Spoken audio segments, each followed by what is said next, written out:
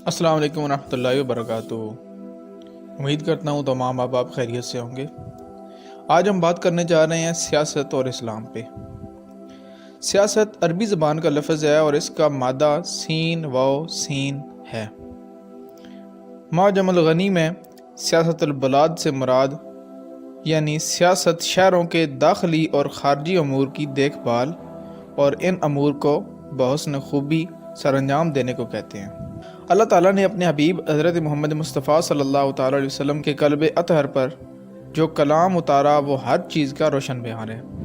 انسان کی نجی، معاشی، معاشرتی، عائلی، تعلیمی اور تربیتی ہر طرح کی رہنمائی اس پاک کلام یعنی قرآن پاک میں موجود ہے۔ جب ہر طرح کے مسائل کا واضح حل کلام الہی میں موجود ہے تو پھر یہ کیسے ممکن تھا کہ حکومت کا نظام چلانے کے اصول قرآن مجید میں مذکور نہ ہوتے؟ علامہ اقبال علیہ الرحمہ نے تو قرآن کریم کو آئین حکومت قرار دیا۔ علامہ اقبال رحمۃ اللہ تعالیٰ علیہ اپنی کتاب رموز بے خودی میں لکھتے ہیں کہ در شبستان ہرا خلوت گزید قوم و آئین و حکومت آفرید۔ علامہ اقبال کے اس فارسی شعر کی وضاحت خواجہ الطاف حسین حالی کے اس شعر سے بخوبی ہو جاتی ہے جو انہوں نے اپنی مستس میں لکھا: اتر کر ہرا سے سوئے قوم آیا اور ایک نسخہ کیمیا ساتھ لایا۔ یہ نسخہ کیمیا در حقیقت قرآن ہے جس میں ہر معاملے، ہر شعبہ زندگی کے لیے بہترین رہنمائی موجود ہے۔ یہاں تک کہ سلطنت چلانے کے رہنما اصول ہیں، یا یوں کہیں کہ ملک کے داخلی اور خارجی امور کو بحسن خوبی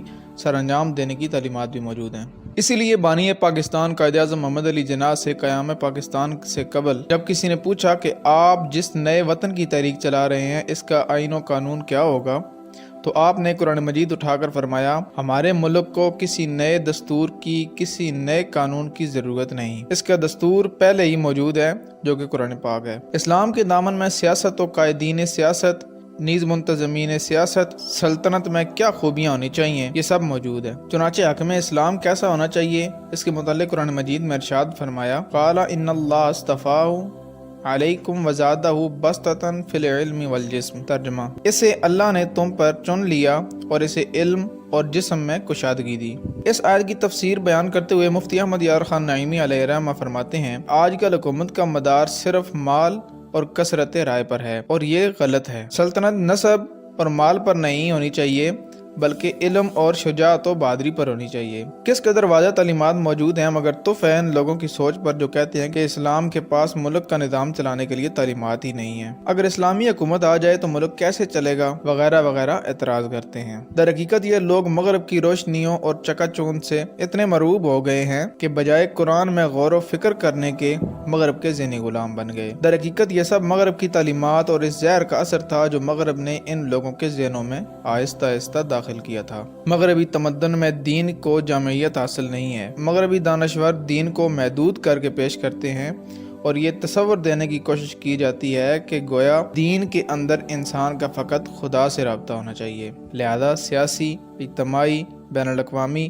اور حکومتی سطح پر روابط قائم کرنا دین اور مذہب کے دائرہ کار سے باہر ہیں، اور یہ چیزیں انسان اور خدا کے رابطے سے جداگانہ چیزیں ہیں۔ پھر اس پر مستضاد یہ کہ سیاست کو ایک لفظ بدنام بنا کر پیش کیا گیا، حتیٰ کہ جھوٹ، دغا، لوٹ مار وغیرہ امور سر انجام دینے والے کو سیاسی آدمی کہہ کر پکارا جانے لگا۔ اس طرح مسلمانوں نے سیاست سے کنارہ کشی اختیار کرنا شروع کر دی، اور پھر اس کا نتیجہ یہ ہوا کہ ایمانوں میں صحیح العقیدہ متصلب فی الدین لوگوں کی نمائندگی ختم ہو کر رہ گئی۔ جبکہ دیکھا جائے تو ملک و قوم کی خدمت کے جذبے کے تحت سیاست کرنا اور اللہ تعالیٰ کے بیان کردہ نظام کو رائج کرنے کے لیے سیاسی عمل میں آنا بذات خود ایک مستحسن عمل اور بعض اوقات ثواب تک ہے۔